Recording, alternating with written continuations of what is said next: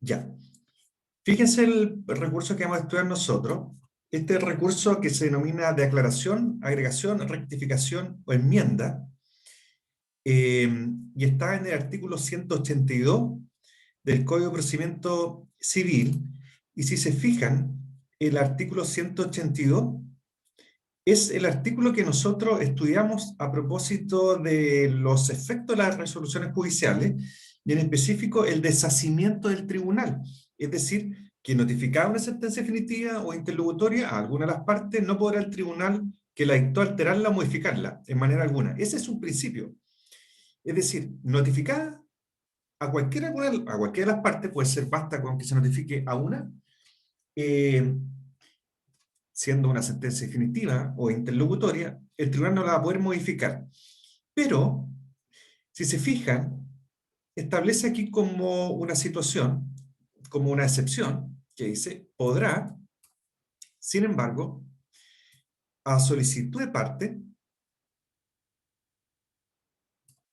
aclarar los puntos oscuros o dudosos, salvar omisiones y rectificar los errores de copia, de referencia o de cálculos numéricos que aparezcan de manifiesto en la misma sentencia. Eh, por eso, si se fijan, eh, existe esta posibilidad que el tribunal, a petición de parte, pueda modificar esta sentencia, que es aplicable a las sentencias definitivas y a las sentencias interlocutorias. Esas son las resoluciones que admite este tipo de recurso. ¿Cómo se presenta? Puede ser a solicitud de parte, como lo acabamos de ver nosotros, en el artículo 182, o puede ser de oficio por el tribunal. De oficio por el tribunal. A solicitud de parte no tiene plazo.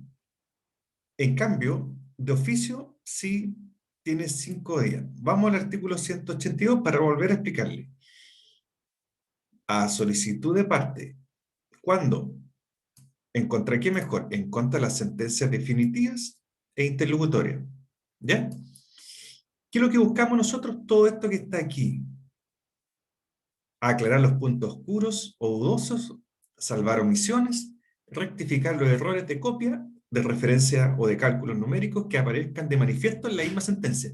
Si se fijan, son principalmente temas no de fondo, que no va a cambiar la parte resolutiva del fallo. En otras palabras, si la sentencia te acogió la demanda, con este recurso tú no vas a buscar que se deje sin efecto la sentencia, o que se modifique, o que se enmiende. No, eso no es el sentido de este recurso. La sentencia, si fue condenatoria, se va a condenar al demandado y no va a haber ninguna posibilidad de hacer nada, sin perjuicio de los recursos legales que tengan, pero este recurso no es para eso. Lo mismo, si el demandado ganó la demanda, es decir, la absolvieron, este recurso tampoco tiene por objeto corregir o modificar la sentencia de la parte resolutiva, la parte sustantiva, lo que resuelve de fondo, sino que tiene que ver principalmente para aclarar algunas cosas que el tribunal perfectamente se pudo haber equivocado, pero asuntos menores. Por ejemplo, aclarar algún punto que fue oscuro, dudoso, hubo alguna omisión, por ejemplo, en vez de si en vez de la sentencia diga Juanito Pérez, le faltó poner el segundo apellido. ¿Se fijan? Esas son cosas menores y son importantes porque si esa sentencia, por ejemplo, se tiene que inscribir en el conservador y no aparece el segundo apellido, no la van a poder inscribir. ¿Se fijan? Eso es una omisión. O rectificar los errores de copia. Hubo un error. Pues. Los cálculos numéricos están mal. Por ejemplo, si la sentencia aparece que se condena a 10 millones de pesos, así lo dice formalmente, pero después en otra parte de la sentencia no habla de 10 millones, le falta un cero, por ejemplo. Bueno, también son errores de cálculo numérico o, por ejemplo, no aplicaron bien quizá la tasa de interés. Son cosas menores. Eh, y fíjense que también está la posibilidad que el tribunal de oficio puedan rectificar. Dice, los tribunales, en el caso del artículo 182, podrán también de oficio rectificar los mismos errores dentro de los 5 días siguientes a la primera notificación de la sentencia, los errores indicados en dicho artículo. Acá la diferencia es que se establece un plazo que es de 5 días contados desde la primera notificación. Pasaron el día 6 ya no se puede corregir. Y ahí tendría que ser la parte que está interesada tendría que hacer la solicitud. El hecho de que tú presentes este recurso, pero por eso la verdad que no es, ahí uno se discute si la naturaleza de este recurso es o no un recurso, porque la verdad es que tú no estás como impugnando la sentencia, sino lo que estás haciendo es pedirle al tribunal que rectifique un error. Por ejemplo, yo le voy a explicar un caso para que se entienda, un caso que pasó en la práctica. Se dictó una sentencia, yo iba por el demandado y nosotros teníamos privilegio de pobreza. Privilegio de pobreza. Por el solo Ministerio de la Ley, es decir, no te pueden condenar en costas. No se puede. Está prohibido, o sea, no es que a voluntad del tribunal, dice, es, no será condenado en costas, o sea, no hay ninguna posibilidad que te condenen en costas si alguien goza de privilegio de pobreza. Bueno, la pregunta es, no, le voy a explicar el caso, ustedes me van a tener que comentar qué opinan, si es susceptible o no presentar este recurso de aclaración, agregación, rectificación o enmienda. Se dictó la sentencia y condenó al demandado en costas. ¿Vamos? ¿Y qué pasó? Se notificó la sentencia a ambas partes. Antes de la notificación, el tribunal no opera el deshacimiento del tribunal. Podría el tribunal, antes de notificarla, puede alterarla, modificar como estime pertinente. El deshacimiento se produce una vez que se notifica a alguna de las partes. Ya eso más o menos tienen que tenerlo claro. Bueno, se dictó la sentencia y notificaron al demandado y me notificaron a mí. Y empiezo a revisar la sentencia y la sentencia condenó a la demandada, pero no solamente lo condenó a pagar una cierta cantidad de dinero como indemnización de perjuicio, sino lo condenó en costas, siendo que por ley el tribunal no puede condenar en costas, y el tribunal lo sabe, pero se le pasó, cometió algún error. ¿Se fijan? Seguramente no se fijó que había un certificado del privilegio de pobreza que está acompañado en el expediente. Ahora yo les pregunto, ¿podríamos presentar este recurso de aclaración, rectificación o enmienda? ¿Qué creen ustedes?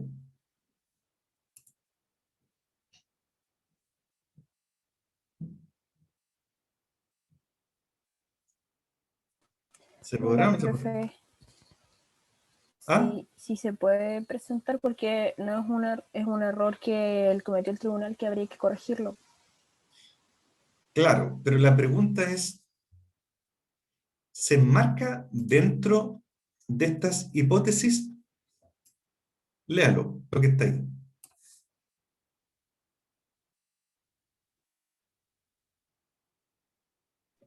Profe, ¿no debería ser tal vez un recurso de apelación en ese caso? Claro, pero antes de eso, la pregunta es, ¿la situación que se presentó está dentro de estas hipótesis?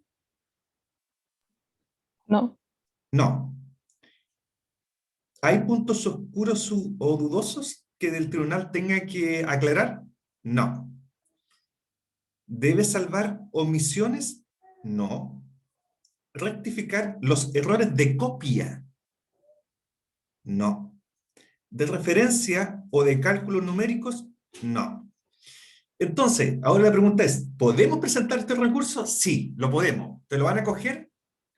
¿Cuál sería la respuesta por parte del tribunal? No.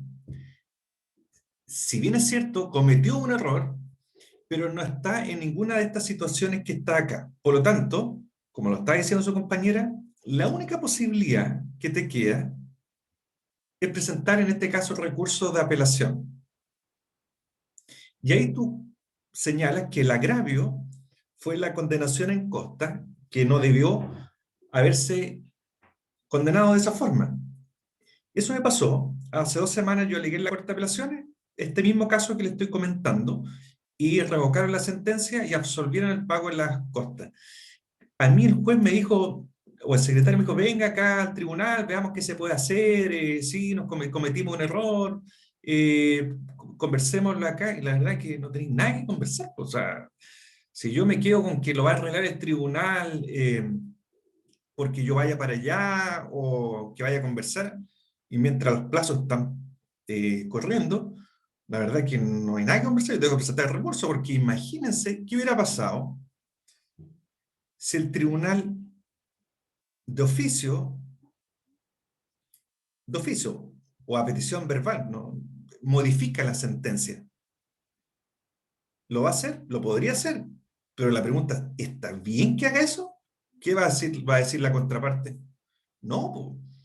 ¿Cómo va a modificar eso si operó el principio de saciamiento? Ahí el tribunal metería las patas y cometería un error grave que no solamente es susceptible de presentar recursos, sino hasta una queja, un recurso de queja disciplinario, porque eso es totalmente apartado a lo que es la normativa procesal.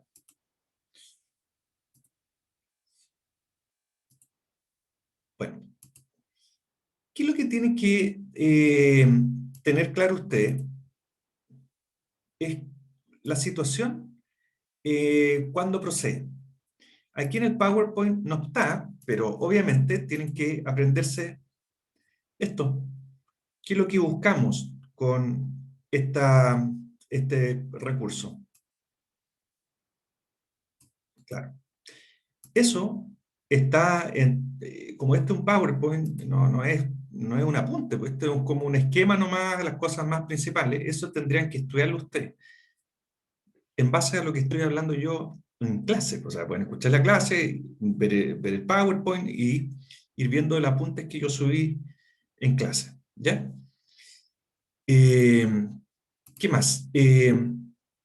¿Cómo es la tramitación? Bueno, el artículo, ahí, todo esto está en el artículo 182 y 183, que el tribunal puede resolver de plano, es decir, sin darle traslado a la contraparte, o de manera incidental, dando 3 días a la contraparte.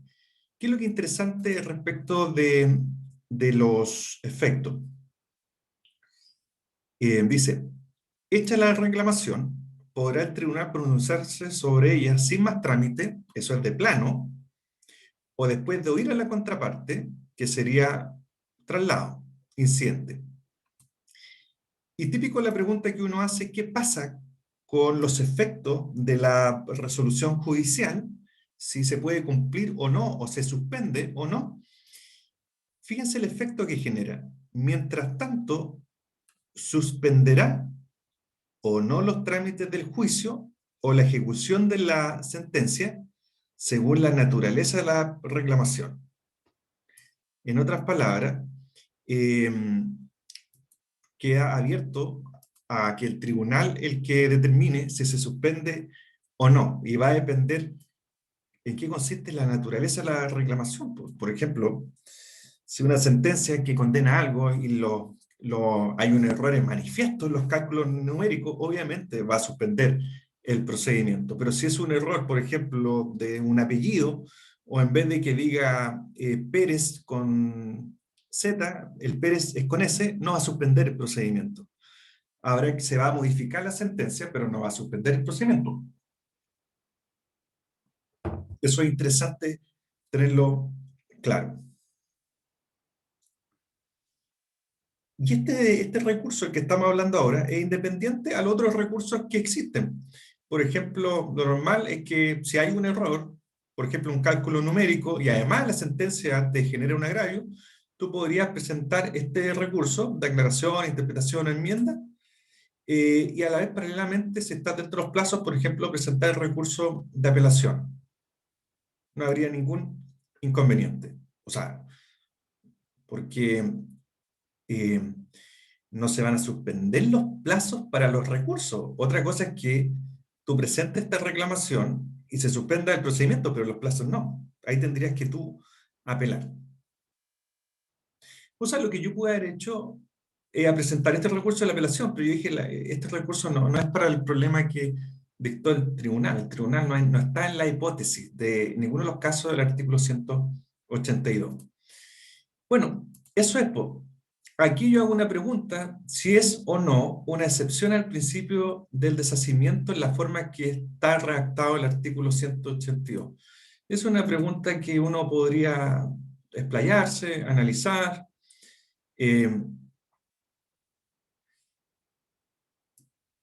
Pero hay que entender lo que estoy preguntando yo. Si es una excepción al principio del deshacimiento. Y la verdad que, por los argumentos que estamos dando, no debiera ser. Porque el deshacimiento tiene que ver con la sentencia definitiva interlocutoria que no se puede alterar, pero la parte decisoria del fondo de lo que resolvió. Eso es el deshacimiento en tribunal. Y lo que estamos viendo acá no va a alterar el fondo de lo resuelto, solamente se refiere a cosas circunstanciales, no esenciales. Errores, simples errores que no afectan en la decisión. Por lo tanto, no debiera haber una excepción a este principio del deshacimiento en tribunal. Eso es el recurso. Aquí lo único que no está en el PPT es la hipótesis de cuándo debiera proceder. Pero está el artículo 181. Ahí lo tienen que estudiar. ¿Dudas, consultas?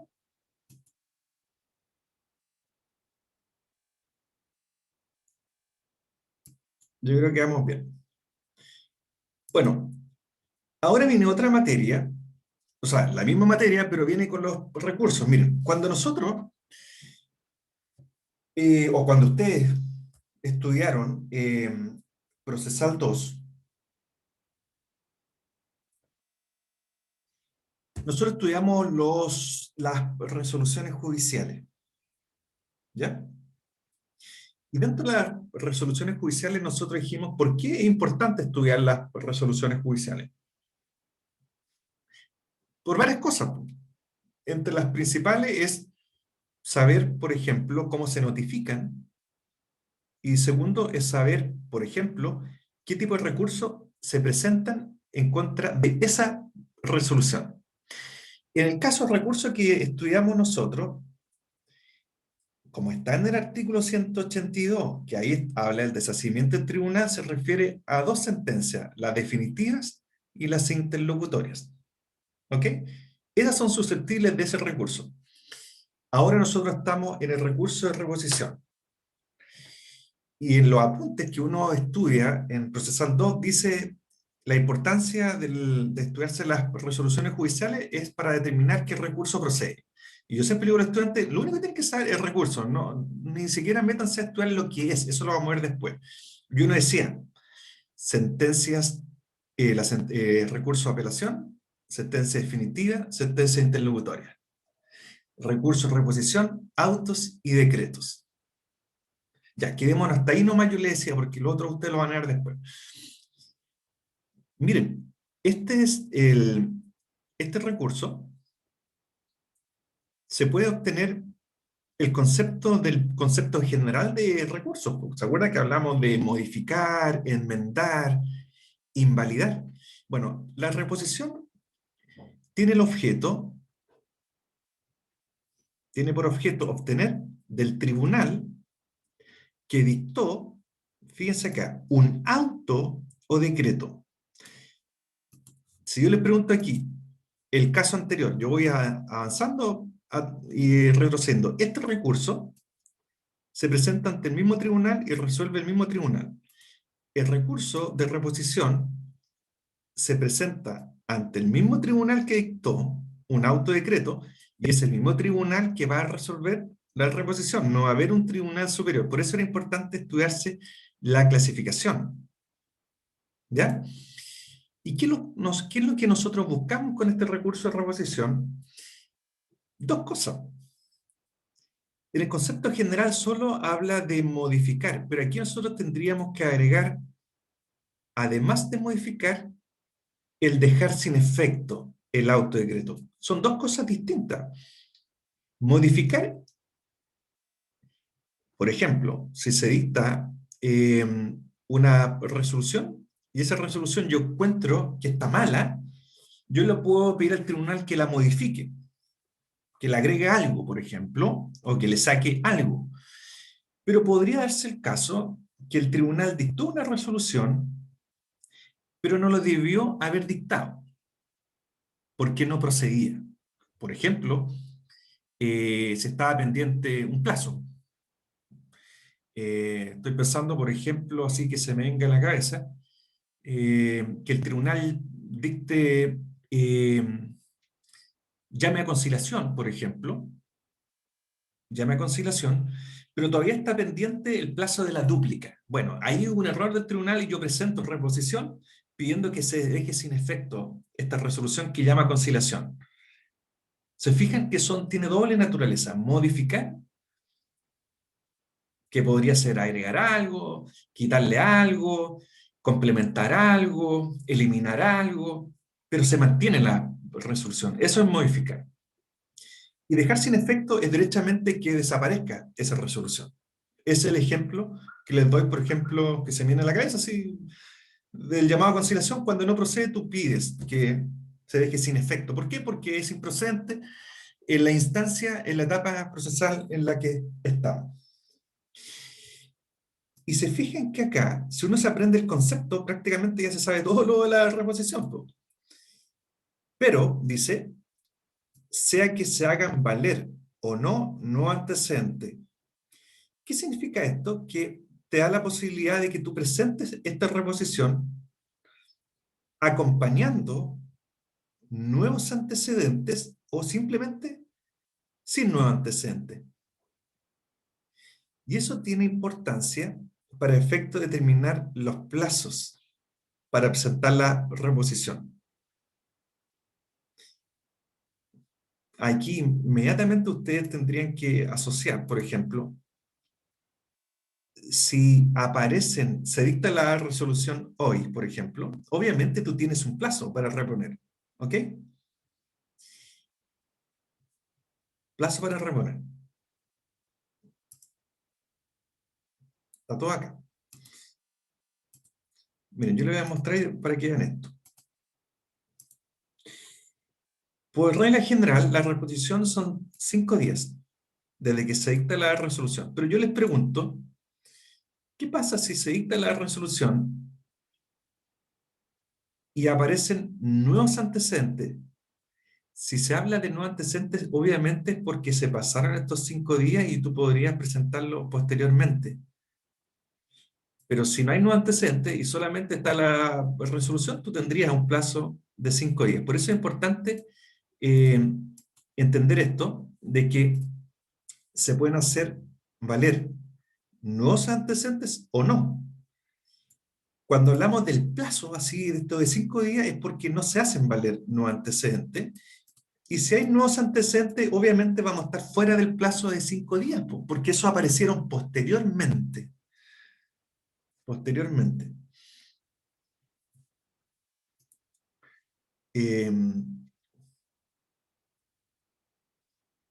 Bueno, eso lo vamos a explicar a continuación. ¿Cómo clasificamos este recurso de reposición? De 3 formas. La reposición ordinaria, que es la típica. En la típica se dicta una resolución, por ejemplo, esto de que se llama conciliación, y no procede, y tú pides que se deje sin efecto, tú tienes 5 días. Ahí no hay ningún nuevo antecedente. El antecedente que existe es la resolución que uno encuentra que está mala. ¿Se fijan? Y la extraordinaria es con nuevo antecedente,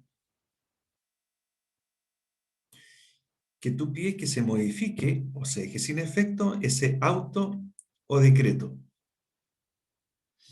Estoy pensando, por ejemplo, tratando de inventar algo para que sea más fácil de entender. A ver, un auto. Vean, pongamos el ejemplo de un auto.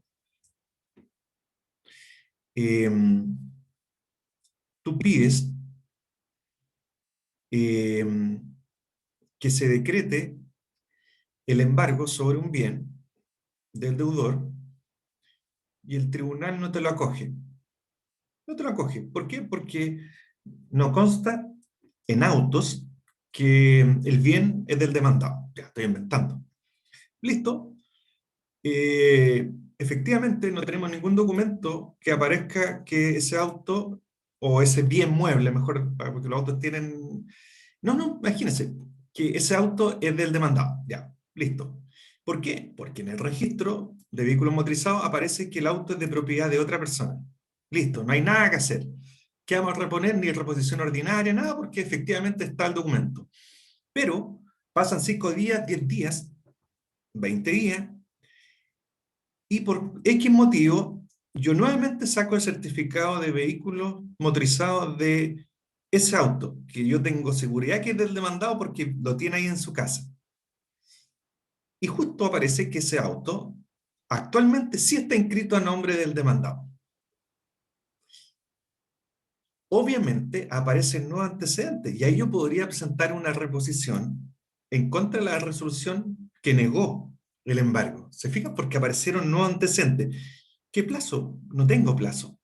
No tengo plazo. En la medida que aparezcan nuevos antecedentes. Hay algunos que se discuten que podría ser 5 días desde que tuvo conocimiento de ese nuevo antecedente, pero el código no menciona plazo. Hay algunos que podrían estimarlo ahí a propósito de los incidentes, pero no. El código dice que no hay plazo y no hay plazo. Después en la práctica ahí vamos a ver si te exigen o no un plazo. Y la especial es especial, fíjense, es tan especial que un tipo de reposición dentro de la clasificación es tan especial porque no va a operar sobre autos o decretos, sino sobre sentencias interlocutorias. ¿Se fijan? Son pocos casos. Son contados con una mano, ni siquiera con 2 manos, con una mano. Ustedes inmediatamente debieran conocer ya un caso en que existe esta reposición especial en contra de sentencia interlocutoria. Como por ejemplo, lo que se estudió el año pasado en el juicio ordinario, en la etapa de prueba. ¿Quién se acuerda? Que tú podrías reponer de una sentencia interlocutoria. De la resolución que recibe la causa prueba. ¿Y por qué sería especial?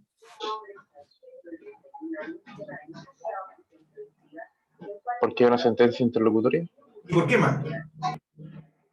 Esa. ¿Por qué justo, además, especial? Mire lo que le estoy mostrando ahí. ¿Por qué? ¿Plazo? Claro, especial porque no solamente se presenta contra una interlocutoria, sino que también tiene un plazo especial que es de 3 días, siendo que la reposición ordinaria, la común y silvestre, es de 5 días. Ese es un ejemplo de sentencia interlocutoria. Bueno, acá están las resoluciones contra las cuales procede. Veámosla.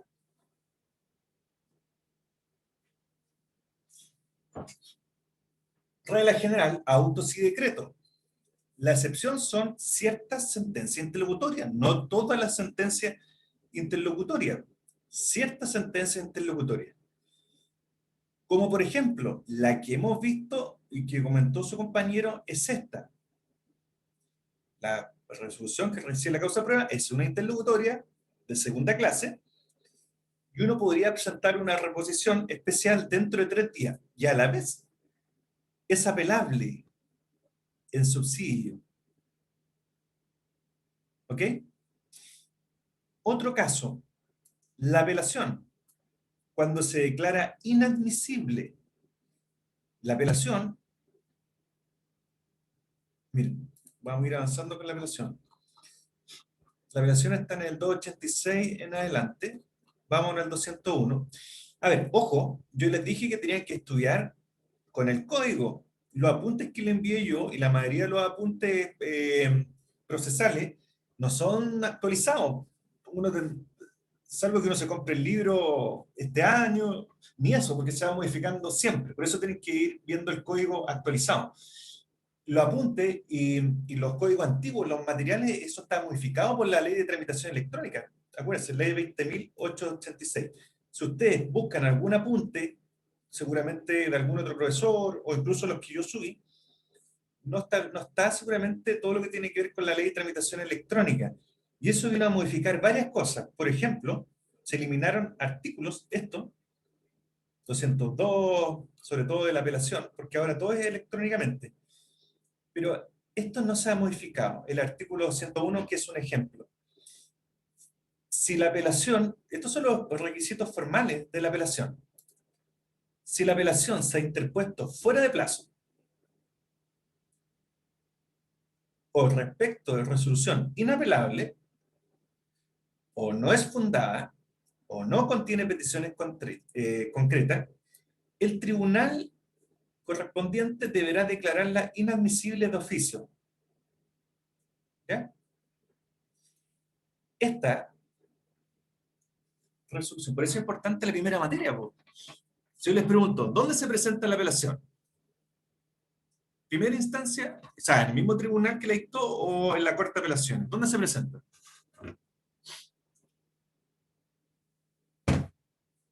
¿Quién me puede decir? Eso tienen que saberlo. Se presenta en el mismo Presenta en tribunal. la Corte de Apelación. Ah, no, pero no es en el Tribunal de Alzado. No, es que por eso ustedes tienen que separar las cosas. Uno es donde yo presento el escrito, ¿ok? Y otro es cuál va a ser el tribunal que va a resolver la apelación. Es decir, se acoge o se rechaza. Por eso la clasificación es importante, es saber dónde se presenta el recurso, y otra cosa es saber cuál va a ser el tribunal que va a resolver. En la aclaración, interpretación o enmienda, se presenta en el mismo tribunal y resuelve el mismo tribunal. En la reposición, se presenta en el mismo tribunal y resuelve el mismo tribunal. La apelación se presenta en el mismo tribunal, pero resuelve el tribunal superior. ¿Se fijan que es distinto? Bueno, cuando tú presentas el recurso de apelación, estamos viendo el ejemplo de una reposición especial, el tribunal donde tú presentas la apelación hace un control de admisibilidad. Y lo que analiza es lo que está acá. El plazo, si es una resolución apelable y si tienen las peticiones concretas y los fundamentos. Si no contiene alguna de ellas, el tribunal va a declarar inadmisible. No es que te rechace la apelación, porque eso lo hace la Corte. Este control de admisibilidad solamente desde el punto de vista de la forma, si se cumple esto que está acá.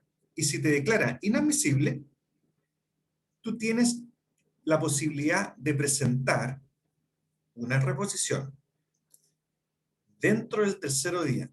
Y este es el ejemplo de una resolución que tiene naturaleza de sentencia interlocutoria y que es reponible en el plazo de 3 días. Y ahí estamos en ese ejemplo. Control de admisibilidad si te la declaran inadmisible. ¿Por qué? Porque no se cumplieron estos requisitos de forma. Por eso es de forma. No. Porque el tribunal de primera instancia, que es donde se presenta el escrito, no entra a conocer el fondo, porque la apelación, el fondo lo conoce la Corte de Apelación o la Suprema, dependiendo quién sea el tribunal de primera instancia. Y esta, una tercera, sería la resolución que cita a las partes a oír sentencia. También establece que se puede presentar reposición en el plazo de 3 días y además debe fundarse en un error de hecho. Todas estas son sentencias interlocutorias. Si ustedes ven los apuntes, van a encontrar como 3 más, pero esas están todas eliminadas, porque eso, el código ya fue modificado. Así que quédense con las que están acá. La que cita las partes de sentencia. Esta es una sentencia interlocutoria, también de segunda clase.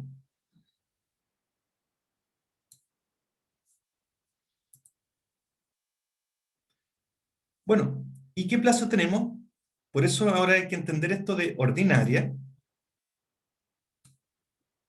sin nuevos antecedentes, extraordinaria, con nuevos antecedentes, especial, contra sentencia interlocutoria. Y el plazo va a ser distinto. La ordinaria, que es la común y silvestre, 5 días. Se fijan que a esta altura ni siquiera entramos a analizar los plazos, cómo se cuentan, ni desde cuándo y cómo se notifica, porque esa ya es materia sabida. ¿Se fijan? Pero si fuera una prueba, que me digan a mí 5 días, o simplemente 3 días, no es suficiente, porque si yo tuviera la certeza de que ustedes saben el desde, no habría problema, pero como no tengo la certeza, lo más seguro es que se podría preguntar. Por ejemplo, si yo quiero reponer de esa resolución que llamó a las partes a conciliación, son 5 días. Y yo le preguntaría a un estudiante, a ver, ¿cuántos días son? 5 días. Ya, perfecto. Pero dígame, ¿desde cuándo se cuenta? Bueno, y ahí si no sabe notificaciones y cómo contar los plazos, está jodido. Significa que esos 5 días no tienen ninguna importancia. Ahí uno tiene que saber, a ver, ese llamado a conciliación, ¿cómo se notifica? ¿Se acuerdan? Porque los plazos van a correr desde que se notifiquen. Y después la pregunta que va a saber, bueno, ¿y un plazo individual o común? ¿Se fijan? Toda esa materia básica uno tendría que tener claro. Entonces, si alguien se acuerda cómo es el llamado a conciliación, ¿cómo se notifica?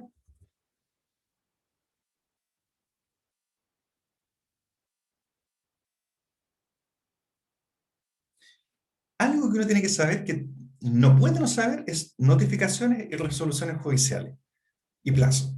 Eso es como la base de todos los procedimientos. Si uno no tiene claro eso, no puede saber nada para tramitar. Bueno, si alguien sabe, ahí me están hablando en chat. Ah, pero eso es Victoria ya. A ver, Victoria, ¿cómo se notifica el llamado a conciliación?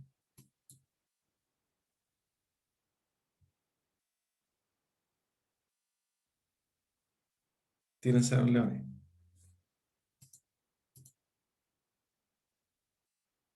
Ya, bueno.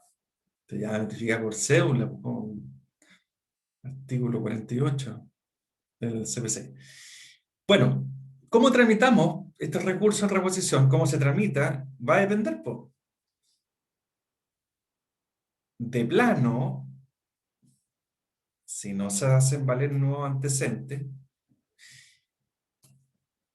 pero si se hacen valer nuevos antecedentes, te dan una tramitación incidental. Eso es lo que dice el código, pero lo que pasa en la práctica no es tan así. O sea, usted me tiene que responderlo y es el código. Después en la práctica yo les puedo comentar qué es lo que se hace, porque, por ejemplo, cuando se dicta la resolución que recibe la causa prueba, que te la notifican por cédula, eh, tú tienes 3 días para presentar la reposición con apelación de subsidio, y como no se hacen valer nuevos antecedentes, si uno ve el código, debiera resolverse de plano. Pero en la práctica lo que hace el tribunal es decir traslado, siendo que el código dice que de plano. Pero si se hacen varios nuevos antecedentes, por ejemplo, en ese caso de que se acompañe de certificado o otro antecedente, ahí el tribunal sí o sí va a dar traslado, porque ahí viene la tramitación incidental. ¿Se fijan? Y, no, pues, pero mire, lo que estoy contando yo, lo que es la práctica, es tal como lo estoy diciendo yo. Mire, lo que pasa es que este era sin no antecedente. Ya, ahí sí, es de plano, de plano. Pero fíjense, el ejemplo que estaba dando yo era que cuando se recibe la causa prueba, que este es el ejemplo, porque es el que yo me acuerdo, el que se ve siempre. Ahí el código, que está fuera de estas normas, nos vamos al 319, dice que el tribunal se pronunciará de plano o le dará una tramitación incidental. Está. ¿Ves que está agregado esto de le dará una tramitación incidental? Y en la práctica siempre, a esta resolución, a esta, la que recibe la causa prueba, cuando tú repones, el tribunal le da traslado. Aunque podría pronunciarse de plano, pero en la práctica es tramitación incidental. Esta es la que yo le estaba hablando. Porque es el caso que me acordé que se tramita de esa forma. Sin los antecedentes es de plano, pero respecto de esta, que recibe la causa de prueba, es de plano o tramitación incidental. Pero en la práctica, insisto, le dan tramitación incidental, le dan traslado.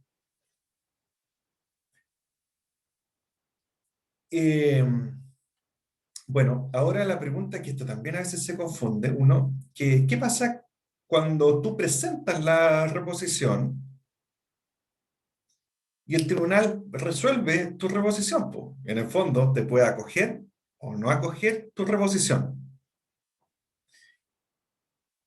Y aquí no es complicado, simplemente si no te la acoge, es decir, no al lugar a la reposición, es inapelable el fallo. No es apelable, hasta ahí nomás quedaste. ¿Por qué? Porque si no fuera así, tú podrías permanentemente ir apelando. No, si tú pierdes la reposición, es inapelable. Ahí uno podría marcar en azul, en el caso que tú pierdas la reposición. Pero si te la cogen, la parte perjudicada, que sería la contraparte, sí tiene derecho a apelar. Es decir, es apelable la medida que se acoja, si no, no es apelable. Eso es importante porque tú puedes reponer y perdiste y hasta ahí nomás quedaste. Por eso, en la práctica, lo que se hace generalmente es reponer y meterle la apelación al subsidio, aunque no se trate de ciertas resoluciones expresamente que digan que se apela al subsidio. Los abogados lo que hacemos es que presentamos reposición ordinaria, para que se entienda, contra autos y decretos ordinaria, que ahí no tiene nada que ver la apelación, porque esa es para la apelación en subsidio de la reposición esta especial, por ejemplo, la que recibe la causa prueba, todo eso. Generalmente nosotros reponemos y apelamos en subsidio. ¿Para qué? Para ver si pasa la apelación. ¿Por qué? Porque precisamente si tú pierdes la reposición, no tienes nada más que patalear. Por eso nosotros le agregamos esta apelación en subsidio, aunque legalmente no debiera proceder. Pero a veces esta resolución a veces puede tener ahí una como discusión. ¿Qué naturaleza tiene? Incluso nosotros, los abogados, a veces no tenemos muy claro, en casos puntuales, a ver, ¿qué naturaleza tiene esto?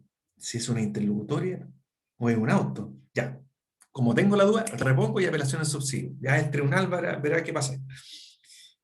Pero sí apelable sí o sí la que te acoge la reposición, pero obviamente por la parte contraria.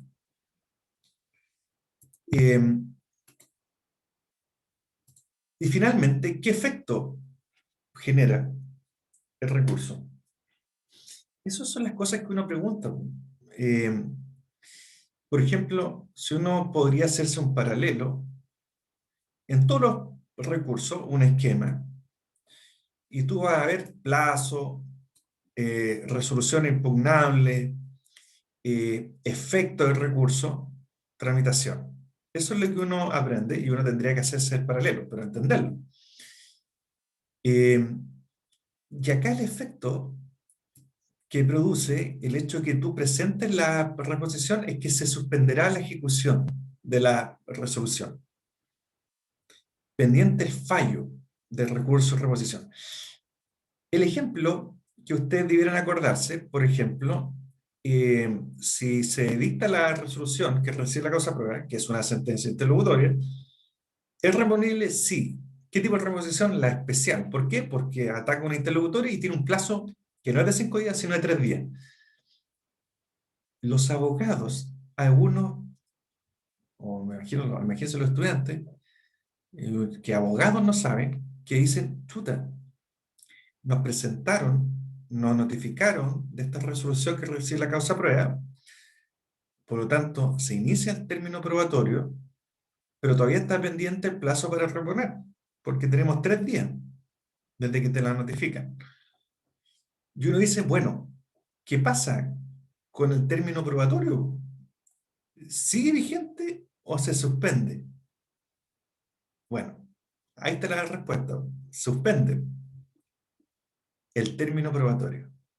¿Se fijan? Suspende la ejecución de esa resolución. ¿De cuál? De la que recibe la causa a prueba, porque tiene que resolverse.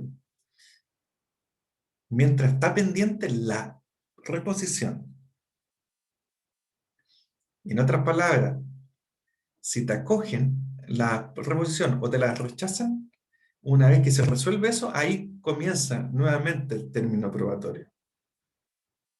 ¿Se fijan? Lo mismo que en el recurso anterior, que si tú tienes que apelar, generalmente de la misma resolución, la única forma de hacerlo es en subsidio. Y ahí no se suspende el plazo. No, tú no puedes apelar posteriormente, tienes que apelar. Si es apelable, tienes que hacerlo conjuntamente con la reposición. Y tienes que, el escrito diría así, en lo principal, reposición, primero otro sí, apelan subsidio. O sea, no hay posibilidad de que tú lo hagas después, porque los plazos, primero porque la ley te exige que sea conjuntamente, y segundo, no podría hacerlo fuera de plazo. Se hace conjuntamente en el mismo escrito. Bueno, eso es, dudas, consultas, y con eso terminamos estos dos recursos, y después la próxima clase ya comenzamos con los recursos más extensos, que es la apelación, y ahí va a venir el recurso de hecho, y después pasamos a la casación. Y la apelación, esa sí o sí hay que manejarla bien, sobre todo lo que tiene que ver con lo que hemos visto, tramitación, requisitos, qué tipo de resoluciones, hay una tramitación en primera instancia, una tramitación en segunda instancia, si hay que hacerse parte o no, todo eso está modificado, eso yo les voy a explicar. Imagínense que ahora todo se hace electrónicamente, yo alegué por Zoom. ¿Ustedes se acuerdan de los anuncios? Bueno, no he estudiado lo que es la tabla, el anuncio, la relación. Todo lo que es el código, eso en la práctica está modificado en este estado de excepción, porque ahora todo se hace por correo electrónico, por videoconferencia, la tabla esa que aparecía en la corte, afuera de la sala, no, ahora todo se hace por internet. Pero lo que yo les voy a explicar va a ser lo real, lo que se va a mantener y lo que existe momentáneamente.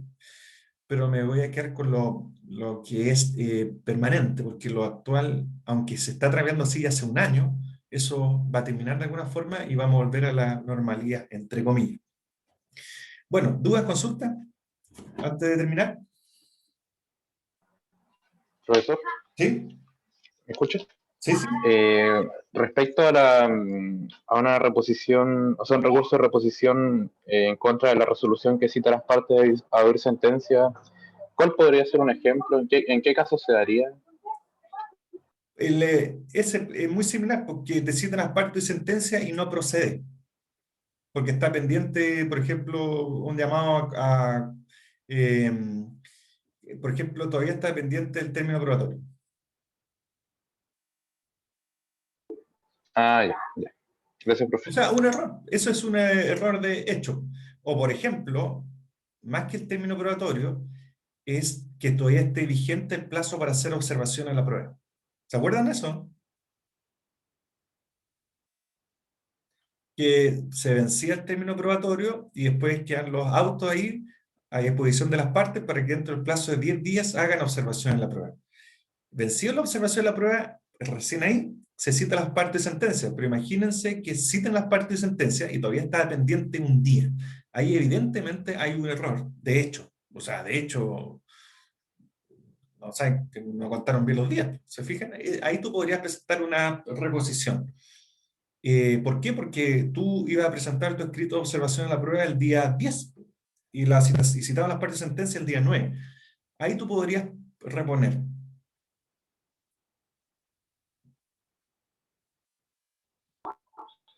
Gracias, profe.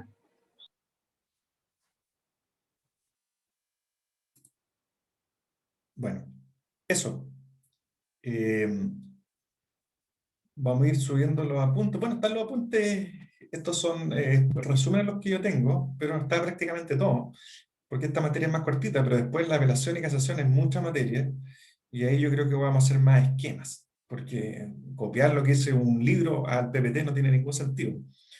Vamos guiándonos por el código. Todo está en el código, eso es lo importante.